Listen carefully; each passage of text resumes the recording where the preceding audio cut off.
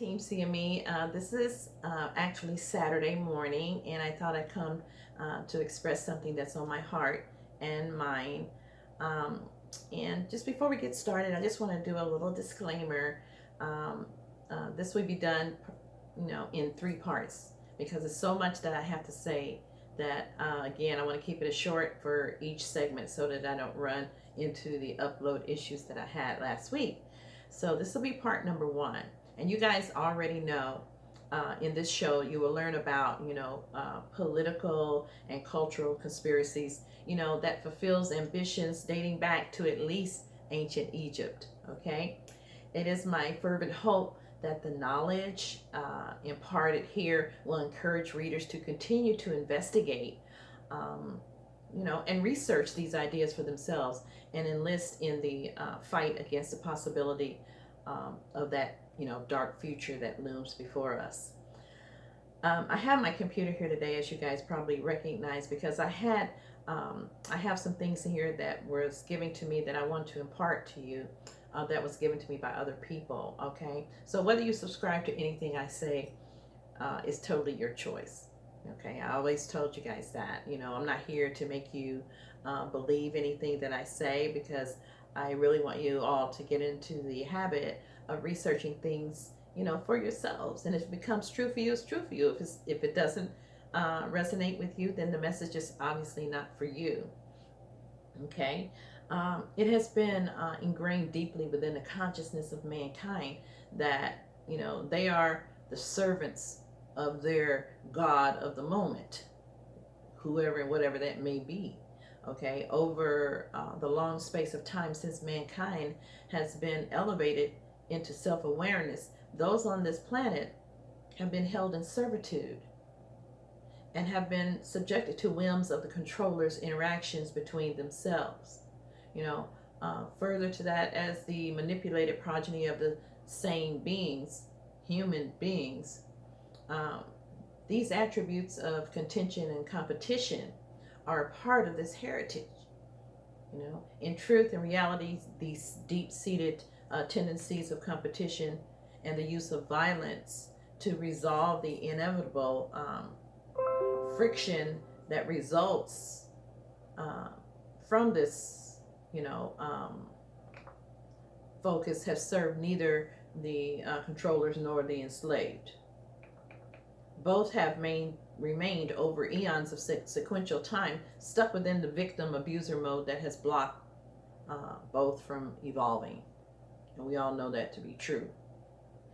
But I just really wrote a lot of stuff here for you guys today because it was just really on my heart and on my mind. And I say, failing to live in harmony within the universal laws, which includes living in harmony with the natural environment of each home planet, leads to the waste of its resources. We keep hearing the elite talk about, resources, but they never say that they are the ones that have been plundering and stealing all the resources from the people on this planet. I remember reading a long time ago in a book, and I think I still have that book. It's so torn up. I have to go and find that for you guys sometime and read that to you. But it really made an impact on my life. And it said it's man's misappropriation. It's the misappropriation of man that causes lack on the planet. That's what it said. And I truly believe that. Okay. The natural conclusions of that focus of experience is to look outside for another source to plunder. And they're already talking about going to the moon again, going to Mars, going to this and that and the other thing. And I said Earth is a source for those who have set that perimeter at the basis of their pattern of experience. It is natural then for this same perimeter to be the attitude promoted on its perceived colony.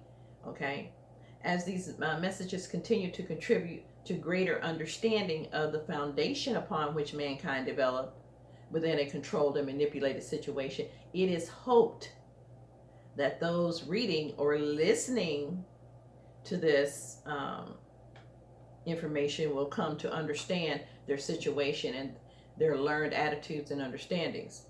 And that's a mouthful, I'm sure, but it makes a heck of a lot of sense to me. Okay, in order to change deeply entrenched beliefs and experience, it is necessary to see a clear picture of the present situation.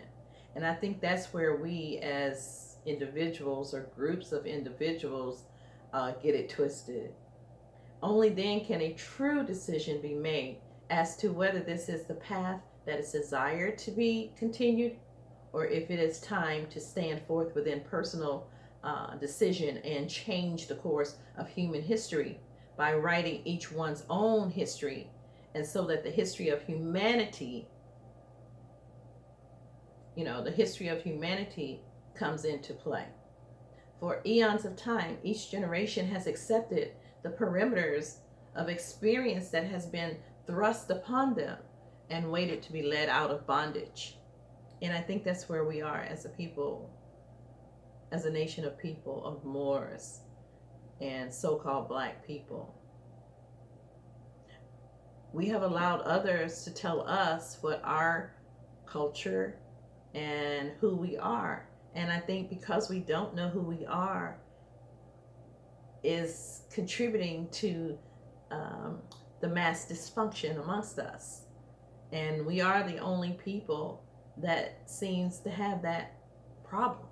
Okay? It has been said, when the people lead, the leaders will follow.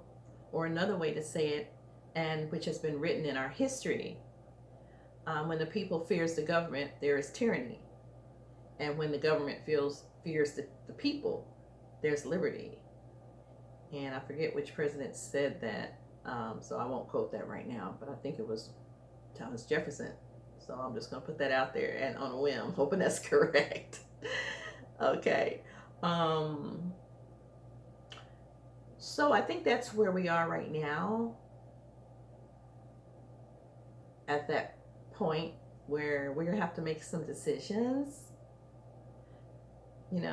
but this has not proved to be true, as each time it has been an isolated group that has attempted rebellion only to be devastated by weaponry that attempted to start forth using the same competitive war techniques that had been taught them by example.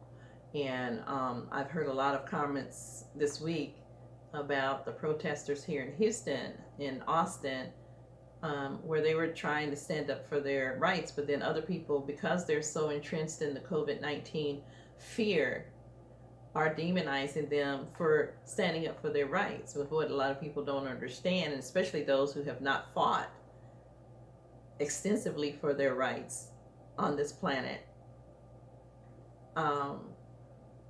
These people, their ancestors fought for that. All you have to do is, like I'm going to tell you in a minute, it's to read the Declaration of Independence, which the colonizers, when they came over here and they were being abused and involved in tyranny from Britain, they wanted to separate themselves. And that's what they did. And also read the Bill of Rights, Amendments 1 through 10. Okay, and the Constitution for the United States. Even though some people say we're not a part of that, yeah, we are. And we have to hold that as the supreme law of the land, which it is.